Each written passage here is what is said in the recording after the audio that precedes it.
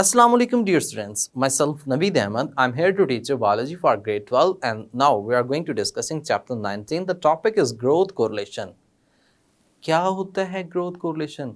Important short question है.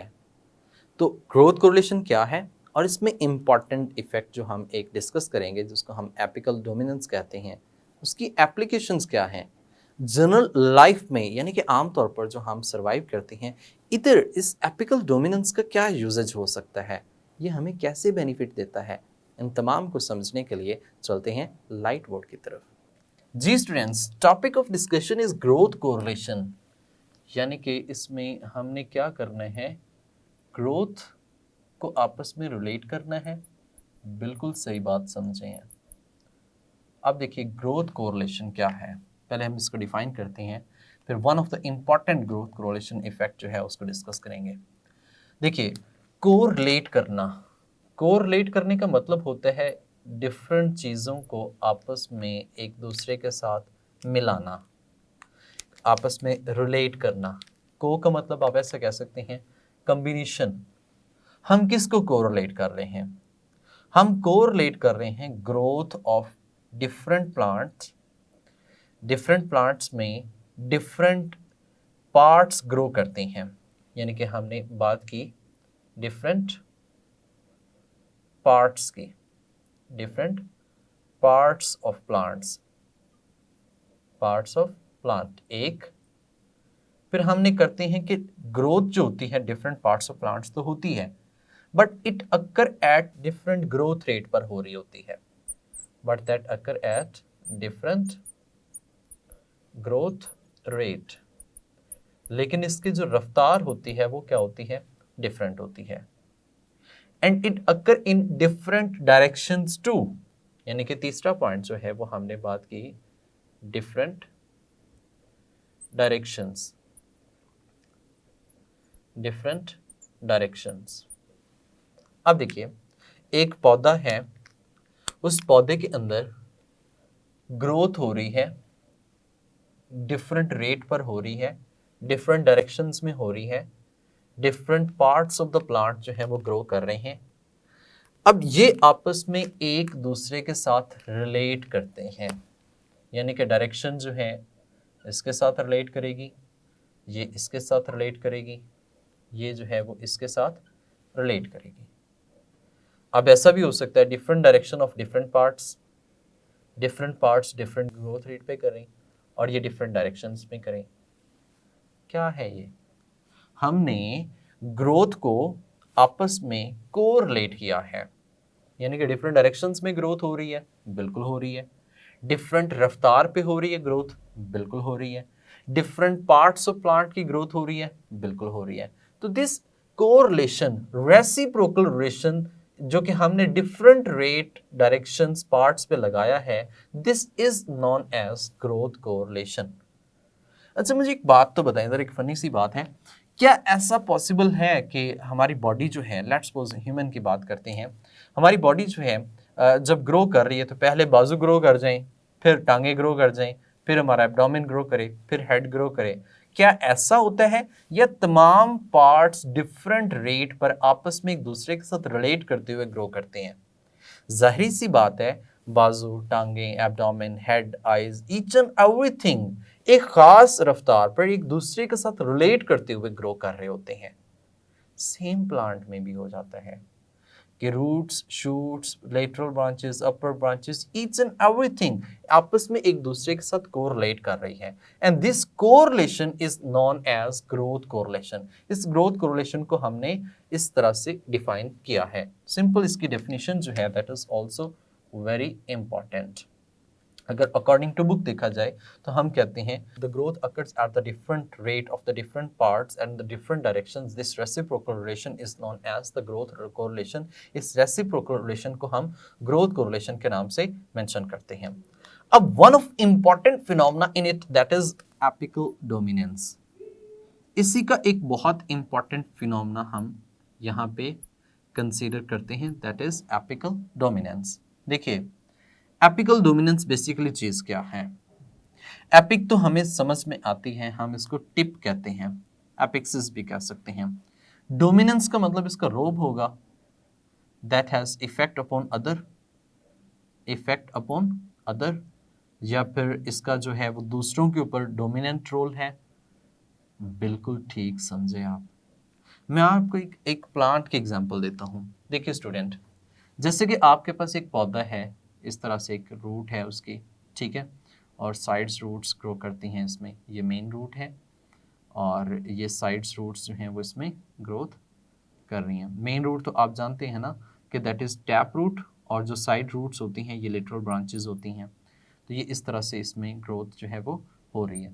अब ये इसका स्टेम है, स्टेम आगे ग्रो किए जा रहे किए जा रहे किए जा रहे, इससे आगे डिफरेंट ब्रांचेस भी ग्रो कर रही हैं। अब इसकी जो टॉप ब्रांचेस हैं वो पहले ग्रो कर रही हैं, साइड ब्रांचेस जो हैं वो लेटर बाद में ग्रो कर रही हैं। अगर इसकी शेप देखी जाए तो मैं एग्जांपल दे रहा हूँ, लाइक दैट वो क्रिसमस ट्री आप देखती हैं, वो क्रिसमस ट्री जो है वो ऐसे ऐसे उसकी जो मेन टिप होती है वो पहले ग्रो करती है और बाकी जो लेटरल ब्रांचेस होती हैं वो बाद में ग्रो कर रही होती हैं। तो वो बिल्कुल एग्जांपल उसी की हम यहाँ पे जो है वो ले सकते हैं। एक और प्लांट होता है, ये पौधा जो होता है वो इस तरह से है, इसमें हमने कहा कि ये रूट्स हैं इसकी जो स्प्रेड कर रही हैं, और ये प्लांट की जो है वो ब्रांचेस हैं, और ब्रांचेस जो हैं वो आगे कोई किस तरफ कोई किस तरफ, और ये किस तरह से एक पौधा जो है वो हमारे पास इन्वॉल्व बन जाता है, डेवलप हो जाता है। अब दोनों पौधों में ना हमने डिफरेंस देख लिया है।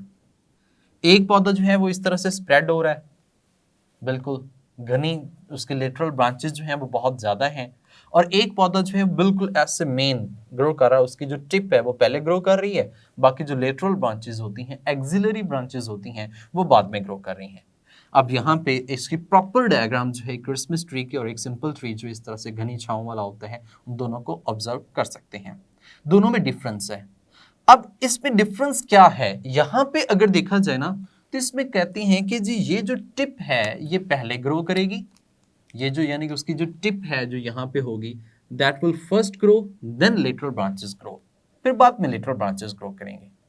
Let's suppose I am going to make a diagram, एक और डायग्राम बनाता हूं जिसमें हमने ये कहा कि यहाँ पे एक प्लांट है, उस प्लांट की एक टहनी मौजूद है हमारे पास, वो जो टहनी है उसकी जो मेन ब्रांच है, मेन ब्रांच हमसे कहते हैं वो ये दरमियान वाली है, इसके साइड्स पे लीव्स वगैरह सब कुछ ब्रांचेस जो हैं वो ग्रो कर सकती हैं, और लीव्स वगैरह भी मौजूद होते हैं, ठीक है, यहाँ पे इस साइड पे भी लीव्स वगैरह हो सकते हैं, ठीक है, और इसमें फर्दर ब्रांचेस भी यहाँ से ग्रो करना स्टार्ट कर सकती हैं इफ़ वांट, यहाँ पे ये ब्रांचेस जो हैं वो भी ग्रोथ करना स्टार्ट कर सकती हैं, मतलब इट कैन ग्रो, यहाँ से इनकी ग्रोथ पॉसिबल हो सकती है साइड ब्रांचेस की, लेकिन ये मेन ब्रांच जो है वो यहाँ पे इस तरह से ग्रो कर रही है। अब बात पता क्या है, वो ये है कि ये जो साइड ब्रांच है, ये जो साइड ब्रांच है, these are under control the growth of the apical branch. ये जो एपिकल टिप है, टिप, इसमें हम कहते हैं tip has inhibitory effect upon lateral branches. ये जो साइड्स वाली ब्रांचेस होती हैं, इन साइड्स वाली ब्रांचेस को हमने लेटरल ब्रांचेस के नाम से मेंशन करते हैं। हम इनको लेटरल भी कह सकते हैं, हम इनको एक्सिलरी एक्सिलरी ब्रांच भी कह सकते हैं। एक्सिलरी ब्रांच, लेटरल और एक्सिलरी ब्रांचेस, लेकिन ये जो है ये हम कह सकते हैं उसकी एक्सियल है, जो बिल्कुल एक्सिस में मौजूद है। आप ऐसा भी कह सकते हैं that is the main apical branch. ये कैसी ब्रांच है? एपिकल ब्रांच है। अब इफेक्ट ये है कि ये जो एपिकल ब्रांच होती है दैट हैज इनहिबिटरी इफेक्ट और under control the lateral branch. Lateral branches इसके अंडर कंट्रोल होती हैं, यानी कि यहाँ पे हमने ये बात की है कि एपिकल ब्रांच जो है, ये वाली ब्रांच जो है, that has inhibitory effect upon it, इसकी ग्रोथ को क्या करेगी? इनहिबिट करेगी। क्या करेगी? इनहिबिट। और ये इसकी ग्रोथ को इनहिबिट करेगी, पहले ये ग्रो करेगी, उसके बाद फिर बाकी जो है आहिस्ता आहिस्ता ये जो है वो ग्रो करेंगी। अब ये इफेक्ट क्या कहलाता है? एपिकल डोमिनेंस इफेक्ट कहलाता है। इसमें हमने ये कहा कि एपिकल जो ब्रांच होती है, एपिकल ब्रांच जो होती है that develop first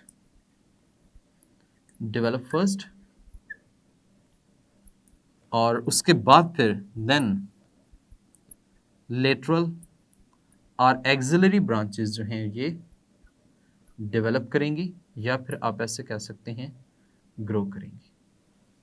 this effect, this phenomena is known as apical dominance. ये फिनोमेना एपिकल डोमिनेंस जो है वो कहलाता है।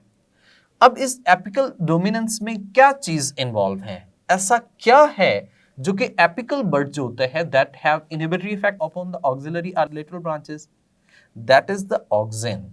ये एक ऑक्सिन, एक हार्मोन है जो इसमें इन्वॉल्व होता है, यानी कि ये एक हार्मोन है जिसका नाम क्या है, auxin. Auxin has inhibitory effect upon the lateral branches which is produced from the apical bud and released transported towards the axillary और लेटरल ब्रांचेस। ये लेटरल ब्रांचेस की तरफ जो है वो ट्रांसपोर्ट होता है। अच्छा, यहाँ पे एक एक्सपेरिमेंट परफॉर्म किया गया। That experiment was perform by two scientist Thimann and Skoog. Auxin has inhibitory effect. After that a specific experiment is performed by Thyman and Skoog in 1934. In 1934 अब इन्होंने एक्सपेरिमेंट्स क्या परफॉर्म किया, इन्होंने basically एक experiment perform किया जिसमें दो effects को डिस्कस किया गया है। एक इफेक्ट हम कह सकते हैं इनहिबिटरी इफेक्ट है, जिसमें डोमिनेंस इफेक्ट शो करता है, इनहिबिटरी इफेक्ट है। जबकि दूसरा यहाँ पे जो है वो कैसा है, कंपनसेटरी इफेक्ट है, कंपनसेटरी इफेक्ट। ठीक है, दोनों एक दूसरे से डिफरेंट कंसीडर होते हैं। अब इनहिबिटरी इफेक्ट क्या है? इनहिबिटरी इफेक्ट उन्होंने यही कहा कि जो एपिकल बड होता है, एपिकल बड होता है, एपिकल बड या एपिकल टिप जो होती है that inhibit lateral branches growth of the lateral branches growth, इसको इनहिबिट कर रही है। ये इसका इनहिबिटरी इफेक्ट था। That is the inhibition is due to, I have told you that is auxins. After that ये कहा गया अगर हम एपिकल बड को रिमूव कर देते हैं, एपिकल बड को क्या कर देते हैं, रिमूव कर देते हैं। If the apical bud is removed, then क्या होता है, it will release from apical dominance। ये क्या हो जाएगा, यानी कि हम कह सकते हैं lateral branches जो होती हैं, lateral branches release from apical dominance। ये apical dominance से release हो जाती हैं। And this is known as compensatory effect. इसको हमने कंपनसेटरी इफेक्ट के नाम से मेंशन किया गया है। यहाँ पे एक डायग्राम में भी रिप्रेजेंट किया गया है। आप डायग्राम यहाँ पे देखें, उस डायग्राम में क्या किया है उसने कि एक में प्रॉपरली स्ट्रक्चर मौजूद है जिसमें एपिकल बड है वो उसको इनहिबिट कर रहा है, जबकि दूसरे में क्या किया गया है, उसको रिमूव किया, उसने बड को प्रून किया है। जैसे बड को प्रून किया है तो लेटरल ब्रांचेस जो हैं वो स्टार्ट क्या कर देती हैं, ग्रोथ स्टार्ट कर देती हैं। यहाँ पे जैसे कि यहाँ पे हमने डिस्कस की थी, तो यहाँ पे ये इनहिबिटरी इफेक्ट है जो उसको इनहिबिट कर रहा है, इनहिबिटरी है। अब यहाँ पे अगर एक और डिस्कस किया जाए कंपनसेटरी, तो कंपनसेटरी में ये कंपनसेशन जो है वो शो करेगा। कैसे शो करेगा, जैसे कि यहाँ पे हमने इसके लेटरल बड जो है उसको रिमूव कर देते हैं, लेटरल बड जो है उसको क्या कर दिया, प्रून, जो इसका मेन बड है एपिकल बड उसको प्रून कर दिया, और इसके जो लेटरल बड हैं दे स्टार्ट ग्रोथ, ये क्या स्टार्ट कर देते हैं, ग्रोथ स्टार्ट कर देते हैं। तो इस तरह से जो लेटरल बर्ड्स की ग्रोथ स्टार्ट होना शुरू हो जाती है, इस पे फर्दर आगे लीव्स और ये स्ट्रक्चर जो हैं वो बनना शुरू हो जाते हैं। तो इस तरह का जो इफेक्ट है that is known as compensatory effect. अच्छा, यहाँ पे हार्मोन्स की बात की गई थी। एक तो हमने कहा कि हार्मोन ऑक्सिन इन्वॉल्व है, इसके साथ साथ में बाद में पता चला कि एक और हार्मोन भी है जिसको हम साइटोकाइनिन्स के नाम से इन्वॉल्व करते हैं, साइटोकाइनिन्स। ये दो हार्मोन जो हैं वो इसमें इन्वॉल्व होते हैं, एक ऑक्सिन और दूसरा जो है वो इसमें साइटोकाइनिन जो है वो इन्वॉल्व होता है। अब बाद में पता चला कि साइटोकाइनिन जो है ये जो इनहिबिटेड लेटरल बड्स होते हैं अगर डायरेक्टली उन पे अप्लाई करें तो समटाइम्स ये उनको रिलीज कर देता है और उसके अंदर भी जो है वो फर्दर ग्रोथ जो है वो होना स्टार्ट हो जाती है, मतलब उसकी जो इनहिबिशन है वो क्या हो जाती है, खत्म हो जाती है। अच्छा, one of the important short question is that what is the application of apical dominance, apical dominance की एप्लीकेशन क्या है। तो इसकी जो एप्लीकेशंस हैं वो दो हैं हमारे पास। एक तो ये है, it is responsible for growth of the tap root. Tap root जो है उसकी ग्रोथ के लिए बहुत इंपॉर्टेंट है। जैसे कि यहाँ पे ये हमने कहा कि ये जो रूट है ये कैसी रूट होती है, टैप रूट, जबकि ये जो रूट्स हैं ये कैसी रूट्स हैं, लेटरल रूट्स हैं। अब ये जो लेटरल रूट्स होती हैं ये आहिस्ता आहिस्ता ग्रो करेंगे। अगर टैप रूट पहले ग्रो करती है तो जाहिर सी बात है टैप रूट आगे आगे ग्रो करती जाएगी और लेटरल रूट्स जो होती हैं वो क्या हो जाएंगी, स्टॉप हो जाएंगे, उनकी ग्रोथ जो है वो लेटर होगी, बाद में होगी। तो इस तरह से ये टैप रूट की ग्रोथ में बहुत अहम रोल प्ले कर रही है। दूसरा हम ये कह सकते हैं that is also responsible inhibition of sprouting in potatoes, यानी कि inhibit sprouting of potatoes, sprouting of eyes, sprouting का मतलब होता है उगना, sprouting of eyes in potato, I in potato, ये पोटैटो के अंदर जो है वो आइज जो है उसकी जो ग्रोथ होती है उसको स्टॉप करने में इन्वॉल्व होता है, यानी कि आलू को उगने नहीं देता। तो ये अगर आप उस पर ऑक्सिन्स अप्लाई करते हैं तो तभी ऐसा होगा, मतलब कि ये तब होगा जब आप उस पर क्या अप्लाई करेंगे, ऑक्सिन्स अप्लाई करते हैं। तो ये ऑक्सिन्स के अप्लाई करने की वजह से ही ऐसा होगा। अच्छा, एक इंपॉर्टेंट एमसीक्यूज ये है कि जो पोटैटोज हैं इनका स्टोरेज लाइफ 1 to 3 ईयर्स तक जो है वो क्या हो जाता है, एक्सटेंड कर जाता है, 1 to 3 ईयर्स तक एक्सटेंड कर जाता है। ये इंपॉर्टेंट एमसीक्यूज में कंसीडर किया जाता है। अच्छा, ओवरऑल लेक्चर को अगर रिव्यू किया जाए तो उसमें हमने यही बात की है, ग्रोथ कोरिलेशन क्या होता है, मतलब इसमें हमने डिफरेंट डायरेक्शंस में डिफरेंट ग्रोथ रेट पर डिफरेंट पार्ट्स को ग्रो करवाया, इस आपस में रिलेशन को ग्रोथ कोरिलेशन कहते हैं। One of the important application या इसमें एग्जांपल जो है वो एपिकल डोमिनेंस है, जिसमें जो एपिकल बड जो टिप होती है that have effect upon the other lateral branches, यानी कि एपिकल ब्रांच होती है ये फर्स्ट डेवलप करेगी और लेटरल ब्रांचेस जो होती हैं ये बाद में डेवलप करेंगी। अच्छा, आप बता सकते हैं कि ये जो ऐसा प्लांट होता है इसमें एपिकल डोमिनेंस का इफेक्ट बहुत ज़्यादा होता है, जबकि ऐसे प्लांट्स में एपिकल डोमिनेंस का इफेक्ट होता ही नहीं है, क्योंकि इसमें सारी ब्रांचेस जो होती हैं वो इक्वली ग्रो कर रही होती हैं, कोई ऐसा एपिकल ब्रांच का कोई कॉन्सेप्ट इसमें एग्जिस्ट नहीं करता। जबकि यहाँ पे एपिकल डोमिनेंस का कॉन्सेप्ट यहाँ पे एग्जिस्ट नहीं करता। जबकि इनमें होता कुछ यूं है कि जो एपिकल बड होता है या एपिकल ब्रांच होती है that has effect upon the lateral auxiliary branches, ये इनको इनहिबिट करती हैं और इसमें जो ऑक्सिन साइटोकाइनेंस इन्वॉल्व होते हैं। और बाद में फिर ये थियमन और स्कूप जो है 1934 में इन्होंने एक्सपेरिमेंट परफॉर्म किया, इसमें एक इनहिबिटरी इफेक्ट है जो उसके लेटरल ब्रांचेस की ग्रोथ को इनहिबिट करता है और कंपनसेटरी इफेक्ट है जो उसकी एपिकल बड जो होता है अगर आप उसे रिमूव कर देते हैं तो उसके इफेक्ट से एपिकल डोमिनेंस से रिलीज हो जाता है। अगर हम इसकी एप्लीकेशंस की बात करें तो टैप रूट की ग्रोथ में बहुत अहम रोल प्ले करता है और अगर आप ऑक्सिन्स अप्लाई करें पोटैटोज़ के ऊपर तो पोटैटोज़ के अंदर जो आइस की स्प्रॉटिंग होती है उसको इनहिबिट करने में इन्वॉल्व होता है और इस तरह से उनका जो स्टोरेज लाइफ होता है वो 1 to 3 ईयर्स तक एक्सटेंड कर जाता है। जी स्टूडेंट्स, उम्मीद करता हूं कि आपको ये बात समझ आ चुकी होगी कि हमारी आम लाइफ के अंदर ग्रोथ कोरिलेशन की क्या एप्लीकेशन है। जबकि अगर एकेडमिक पॉइंट ऑफ व्यू से देखा जाए तो ग्रोथ कोरिलेशन की डेफिनेशन शॉर्ट क्वेश्चन के लिहाज से बहुत इंपॉर्टेंट है और ओवरऑल एपिकल डोमिनेंस का इफेक्ट जो है, फिनोमेना जो है, ये एक लॉन्ग क्वेश्चन बहुत इंपॉर्टेंट है। सर्टन एमसीक्यूज बन सकते हैं, the which hormones involve in growth correlation or apical dominance effect. तो हार्मोन जो मेनली इन्वॉल्व होता है दैट इज ऑक्सिन और जो उसके साथ में इन्वॉल्व हो रहा है वो कौन सा है, साइटोकाइनिन। तो ये भी चीज़ इसमें क्या होती है, शामिल होती है। सो नेक्स्ट हम डिस्कस करेंगे growth and development in animals, कि एनिमल्स में भी ग्रोथ एंड डेवलपमेंट होती है, कैसे होती है, एग्जाम्पल भी लेंगे, उनके की इवेंट्स भी पढ़ेंगे, तो वो हम नेक्स्ट लेक्चर में डिस्कस करेंगे। तब तक के लिए अपना ख्याल रखिएगा, मुझे इजाज़त दें, अल्लाह हाफिज़।